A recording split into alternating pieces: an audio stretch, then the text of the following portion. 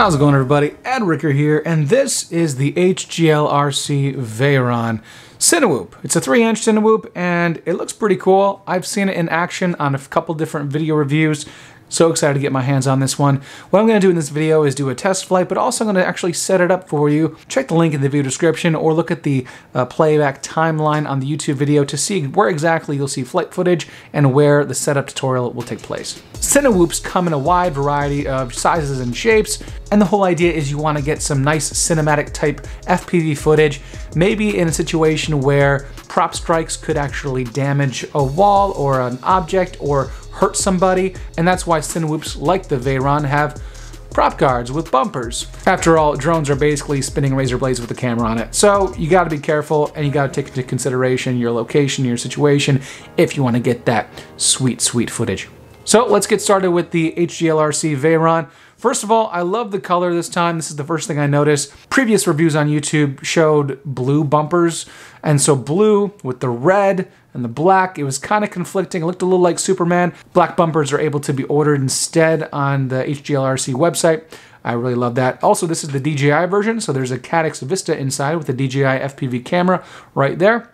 Finally, this is the 6-cell battery version instead of the 4-cell, and you can buy 4 versus 6 depending on what batteries you want to choose. Also it's Crossfire, so we have our Immortal T back there with the Crossfire Nano, which is going to work well with my Crossfire receiver. I do fly DJI FPV, but I would rather use my old Tyrannus with my Crossfire module rather than a DJI transmitter, which I eBayed after about a month. I wasn't a fan. Inside the box, we have some paperwork and stickers and the straps and everything, a couple extra props. We have our right angle micro USB adapter stick out extension thing, so that's going to really help us because if we want to start doing some modifications on the flight controller, plug it into a laptop, you really need something right angle to get out. Otherwise, you have to kind of disassemble part of this to even access the micro USB port. The single antenna for the Caddx Vista. As we know, the Caddx Vista only uses one antenna for the system, and it works just fine as one antenna. And then also we have a GoPro 7, it looks like, 3D printed mount. Now, I do have a GoPro 7. I prefer using an 8 these days because that's the newest thing, but I do have a GoPro 7, so that's what we're going to use, GoPro 7 Black. Of course, this mount would also probably work with the Hero 5 and 6. It's only the 8 that has the bigger form factor. So I'm going to go ahead and screw on that antenna for the Caddx Vista right there. And that's how it looks. Now you also have these little protrusions here, and this is if you were using some sort of free sky or maybe a Crossfire Nano with just a normal antenna, which is more flexible. You'd be using these antenna tubes. I'm actually going to take those out. They're not doing anything. The Crossfire Immortal T is being supported by this particular mount. The weight is 261 grams. You put that GoPro 7 with the mount, that's 392. And then you also put on your 6-cell 1000 milliamp hour battery, which on the website they say that's a little bit much. They prefer, or they recommend up to 850 milliamp, but whatever. And then also a strap, 569 grams. So that's all up weight for this, 569. If you just fly it without the GoPro, then it's 438 grams, a little more manageable. Now they have different versions on the website that include various receiver types. Of course, you don't need an external receiver if you have the Caddx Vista and you're using the DJI radio. Now looking at the quad, it looks really solid. It also looks like it's difficult to access some of the circuitry inside. You really have to take off every single screw either on the top or the bottom in order to actually access that all-in-one, was it Zeus 35 is what it's called, flight controller. Luckily, I can see that if I just use maybe a screwdriver, I can access the bind button on the Crossfire Nano. I can access the bind button on the Caddx Vista right there. This bumper material is able to be moved a little bit. If I take my screwdriver, I can actually push that material out of the way. So I might be able to slip my micro USB or my USB-C cable around this way and plug it in. Just keep in mind though that if you don't get this pushed back out properly, then this prop is going to start bumping up against and rubbing up against that material. So when I actually got this, it was not perfect. Everything was a little deformed, and so when I was testing out whether the motor spun, they started rubbing up against that material like they are right there like they are right there. So the fact that we don't have a hard surrounding duct here means you might have to keep an eye on that and make sure that these props are not going to be rubbing up against that bumper material. And aside from that, you know, with that all-in-one board and the Vista, everything is really clean in there. There's not a whole lot to talk about otherwise with components. The motors, let's see, they are 2400 kV 1408 by HGLRC motors. And then we have these 3-inch 3045 props right there. I have a smoke stopper here that I built, and I suggest that you use one every time you get a you know, ready to fly quad of some sort. This is going to help deviate the current if for some reason we have something shorting, and that's an interesting boot up sound. The ESCs didn't all initiate at the same time. Let's deactivate and try that again.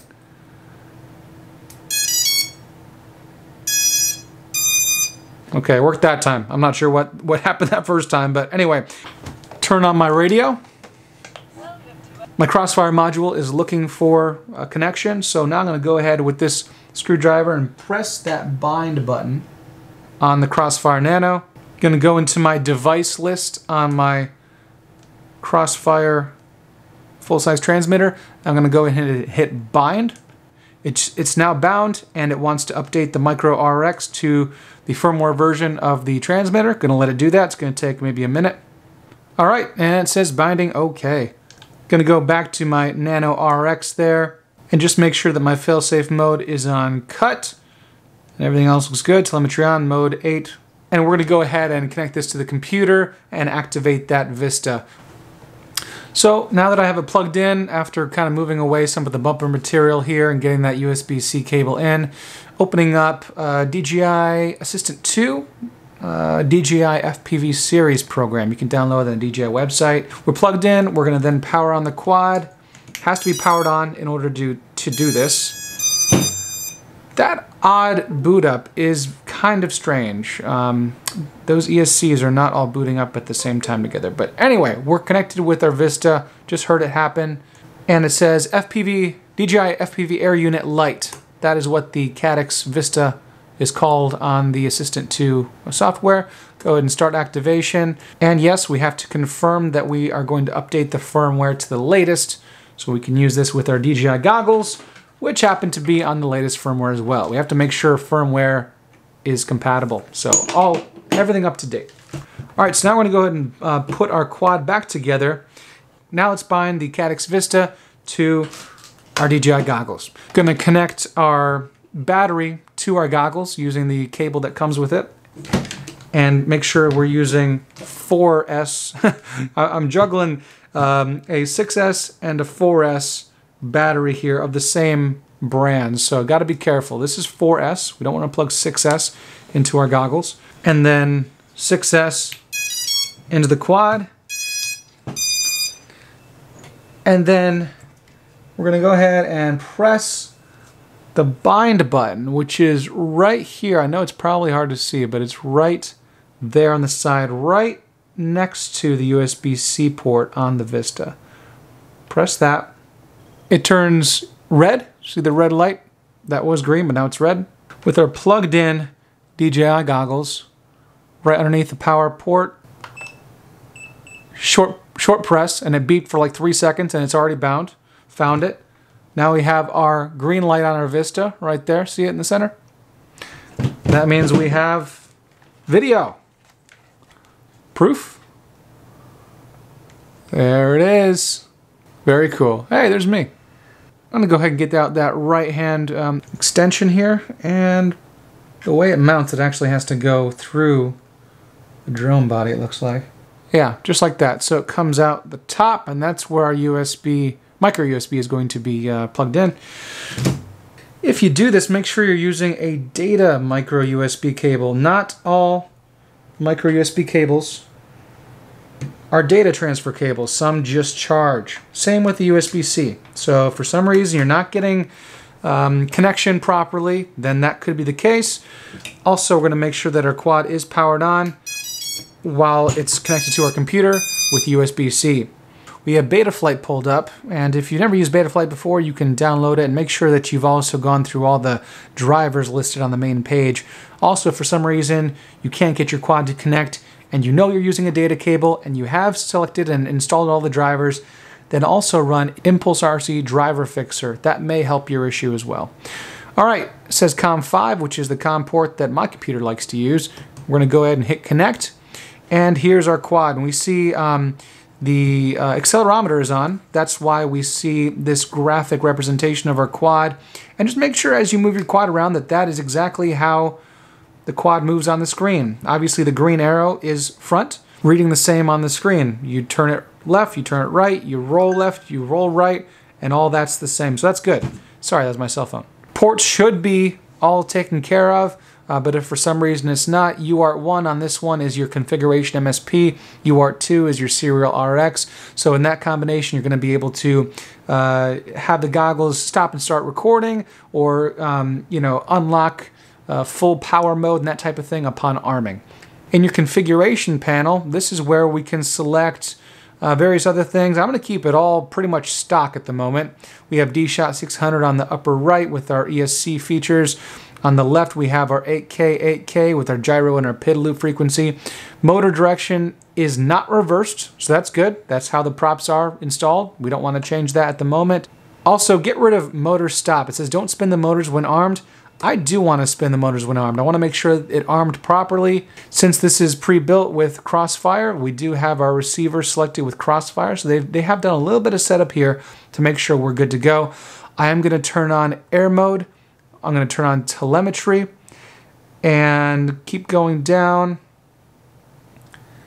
I'm going to select RX lost beacon and RX set with beacon tone 1. So that's going to enable our ESCs to chime with a flick of a switch so that we can find our quad if we've somehow lost track of it. Now, at the bottom of the page, we're going to hit save and reboot. Every time you go to a new tab on Betaflight, you're going to have to save and reboot. If you go to a different tab and then come back to the old tab without saving, you're going to have lost all of your settings. At this point, we're also going to, on the upper right, enable expert mode. And then on the left, we're going to go to power and battery. And here's where we can see if everything is good with our battery voltage scaling. This is a fully charged battery, should show 25.2 as 6-cell voltage, and that's good. It is. If it was lower or higher, we could adjust this scale from 110 to something higher or lower depending on where that's at. That goes for all quads. Failsafe. This is something that I've learned from Joshua Bardwell years ago watching his videos. We're going to turn throttle fallback setting to hold, and then on the right in stage 2 we're going to just raise that from 4 to 5, which is 0.5 seconds before it enacts this particular fail-safe procedure. Go ahead and save and reboot before we go to the next page. I do like that the ESCs are booting up all together now. That's a good sign. We'll just keep an eye on that. PID tuning. Let's not change anything with PID tuning. There are a few things I like to change, such as like my rate profile that's custom to me, and you may want to adjust this if you have your own rate profile. If you don't, just leave it stock. You can definitely fly with stock rates, but having flown for a handful of years, I know what I like.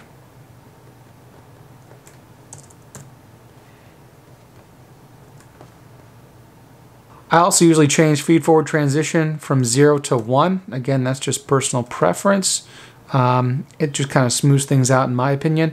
And we're going to hit save on that. We're not going to adjust PIDs or anything right now. We're going to leave it all stock. Receiver. All right, so here's the point where we're going to turn on our radio. We've already bound it. We did that earlier. Let's just make sure that we indeed have representation of the radio movement on the screen. So, yes we do, and we also know that as we move our sticks, things are moving appropriately, so that's going to be our roll, that's going to be our pitch, that's going to be our yaw, and that's going to be our throttle. Perfect. We'll make sure that goes from about 1,000 to 2,000. I'm at 1,000 to 1,999, that's just fine. Modes. Let's make sure our modes are going to work here. They already have some modes selected for us, that's good. Angle, I'm going to put that on 4. Just because I know, on 4, because that's how my radio is set up. You can do channel mapping with your radio. This video is not going to cover that. There are a lot of videos that show how to map your auxiliary channels on your radio. What I'm just going to do is make sure this is good for the way my particular radio is set. Also, beeper. This is where those ESC beeps can be programmed so that we can find our quad if for some reason it's crashed and lost but still powered on. And let's see, flip over crash. I'm assuming that flip over after crash works with this quad. You know, you never know with a Cinewhoop, but I think it does. And my channel range, my mode ranges here are 1800 to 2100. It's at this point where you want to make sure that as you flick those corresponding switches, of course, ARM is disabled because you know, we're plugged in, so that's good. So the way I have it programmed is that's ARM, disarm, beeper, angle mode right here, and flip over crash with the arming that's required to do so. So that's how I have it set for mine. All right, so now that Betaflight has been set up, we are bound to our radio as well as our goggles. We have a message on the goggles that says low power mode, unable to record. We just want to make sure that we can unlock the quad to full power mode and be able to, you know, get off the ground and have great video signal while we fly. So we got it plugged in now, radio's on. I'm going to go ahead and hit our aux1 switch for arming. And we have arming. And I'm going to move things around a little bit and we're good. And the image in the goggles says that it is unlocked when I do arm. So that means recording is enabled as well as your full power milliwattage that you want to output at. We're about ready to go ahead and test this out at the field. I'm going to put the props back on, put the GoPro on right here by screwing that in. It's going to look just like that. Looks pretty sharp to me. Another thing that I noticed is it says on the website that this GoPro mount works with 5, 6, 7, and 8 versions of GoPros. No, it does not work with the 8. I tried. I have the 8 right here in front of me, and I can push it, and I'm just going to end up ripping or damaging this mount. So no, it does not work with an 8. Take that off the website, HGLRC. All right, here it is with the GoPro 7 on there, and I'm opting to use an ND4 filter as opposed to using the little TPU lens protector. And then I got my 1000 milliamp hour Avonic Success, and let's just see how we can fit it. I mean, this would work, but it's a lot kind of hanging off the back. If we go this way, I'm not sure if we're going to be able to connect it. That's a long way for that XT60 to travel. One thing I want to do is just check center of gravity. It's a little front heavy with that GoPro. So if I can scoot this backward, the battery backward, that's better. It's still a little front heavy. That's pretty good. I wish it was further back, but I'm running out of space for the strap. Maybe next time I plug this in, I'll scoot it back even further. But let's go ahead and give this a shot. I'm going to start recording on the GoPro, and we'll see what we can do. So here's my first flight with the Veyron, and you can see on the right side on the bottom of the screen, that is the DJI goggles view. So that's the DVR that I'm getting straight from the goggles. And then the main image here is the GoPro 7 Black with Hypersmooth enabled. The whole idea with Cinewhoops is that even though, yes, you might get a decent video with the DJI, either Air Unit or Vista, you want to get the best image possible, which means that you're probably primarily going to be using an action cam, like either an Osmo Action or a GoPro. As I'm flying the Cinewhoop, I think it is handling pretty well. Now, Cinewhoops are notorious for not being great flyers, especially outside with some breeze. They get pushed around a lot. You might see a little bit of wobbling in the DJI goggle view. But again, that's the whole reason why we use stabilization on the action cam, to get a great, solid, smooth image and video, despite any crazy momentary oscillations that we see in the quad itself. However, I do think that the quad is performing pretty well, even though we do have some little breeze here and there. I also like the handling of this quad, and I think that is made possible by maybe the shorter ducts. The DJI goggle image is just, you know, standard 4x3. I choose that, by the way. I like to fly in 4x3. I also like to fly with low latency mode and focus mode on auto. If I was just going to be using the DJI goggle DVR, then I would probably do 16:9 with, you know, high quality mode or something. But again, if you're using an action cam, you might as well just use that. I do notice that when I get lower to the ground, I start getting ground effect. It starts to make my quad wobble a lot more.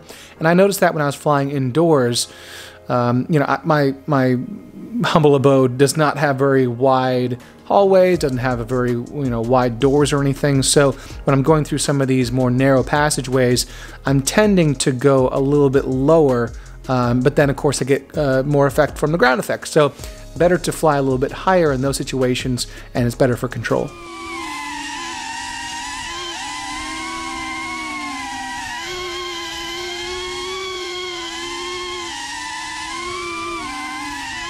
I did notice that sometimes I was flying around and the wind started to affect my quad. It was making my quad kind of jump up and down with pitch. And I was trying to tune that out. I raised a little bit on P, a little bit on I for pitch, and I was never able to really get rid of that. I did, however, tighten down the flight controller and also just made sure that some of the screws are a little bit tighter than they were, and it seems to have fixed that a little bit.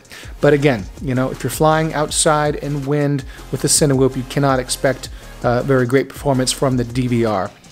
However, it's a great quad, and actually my first flight lasted over 6 minutes, and that is great for a Cinewhoop as well.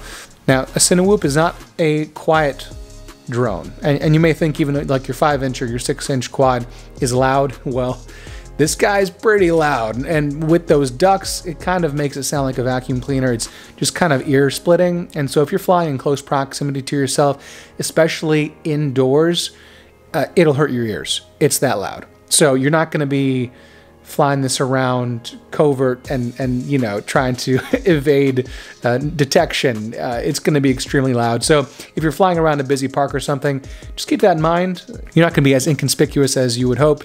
Alright guys, thank you so much for watching. I really like the Veyron. I think it's a solid quad. I think it performs well and has great flight time. Again, if you're flying around with wind, you know, in a breeze, outdoors, you may have some little bobbing up and down and some oscillations, but flying in less wind or indoors, I think you're going to have a great time. Check the link in the video description. Thanks to HGLRC for sending this to me, and until next time, happy flying.